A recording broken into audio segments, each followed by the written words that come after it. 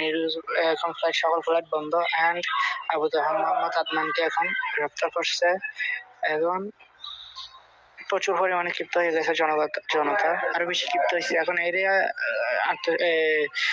আপনার গ্রেপ্তার করছে রুহুল কবির রিজভী, বিএনপির মহাসচিব, সবগুলোর এখন গ্রেপ্তার করছে। এখন পরিস্থিতি অনেক ভয়াবহতার দিকে গেছে, অনেক ভয়াবহ হচ্ছে। আপডেট আমি আপনাকে দিতেছি, আপনাদের চিন্তা করবে।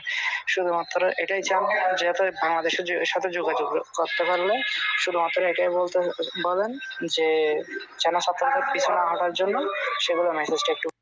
আলহামদুলিল্লাহ কুমিল্লা বরিশাল এখন বিজয়িত হয়েছে। এখন 3টা জেলা বিজয়িত হয়েছে, কুমিল্লা বরিশাল।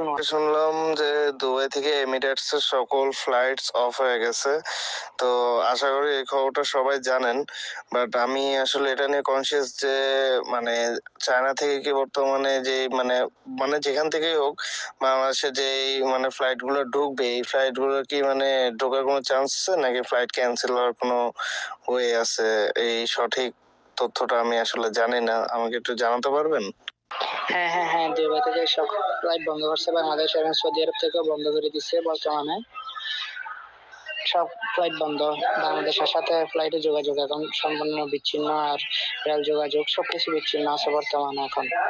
কিছু ভাই ব্রাদার্স মনে করেন যে বাংলাদেশের জন্য মানে যাচ্ছে, তারা ফ্যামিলি খুবই চিন্তা করতেছিল। তো মোটামুটি 3 জনের মতো আসে জানা যাচ্ছে, তারা অলরেডি স্টিল নাও এয়ারপোর্টে, এখনো বোর্ডিং শুরু হয় নাই, মানে বোর্ডিং হতে এখনো মোটামুটি 1 ঘন্টার মতো দেরি আছে।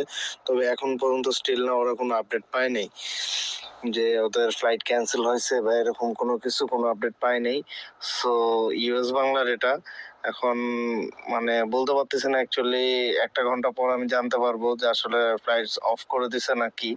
যদি আমি আপডেট পাই জানাবো, তারপর যদি কেউ জানতেন তাহলে একটু ভালো হতো। ফ্লাইট ভাই ওনারাই নোটিশ পাঠায় বিচ্ছিন্ন করে দিছে। আগে তো বাংলাদেশ থেকে নোটিশ পাঠাইতো যে এই সমস্যার কারণে বন্ধ, ওই সমস্যার কারণে বন্ধ। বাট এইবার আপনার সৌদি এয়ারলাইন্স, তারপর আপনার যেটা বলেন চায়নার, তারপর দুবাইয়ের আছে, কয়েকটা আছে, এমিরেটস আছে, এগুলো সবাই ওনারা নিজস্বভাবে মেল দিয়ে যখন ইউএস বাংলার অ্যাপস আছে, ইউএস বাংলা অ্যাপসে ঢুকলে যখন ওনার বোর্ডিং নাম্বারটা তো উনি যেহেতু নেয় নাই, ওনার যে টিকিট নাম্বারটা আছে না, ফ্লাইট নাম্বার, আর টিকিট নাম্বারটা দিলে উনি বোর্ডিং নাম্বারটা দিতে পারবে। তখনই বুঝতে পারবে যে ওনার ফ্লাইটটা আসলে আছে কি নাই।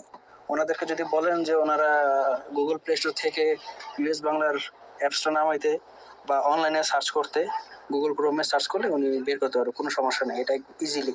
আর দ্বিতীয় কথা হচ্ছে ইউএস বাংলার তেমন কোনো নোটিশ আসে নাই যে ফ্লাইট বন্ধ হয়ে গেছে। এখনো ইউএস বাংলার ফ্লাইট জানার মতো সচল আছে, কিন্তু কোনো ফ্লাইট ছাড়ছে না, যাত্রী নাই বিধায় ছাড়ছে না, কোনো যাত্রী যাতায়াত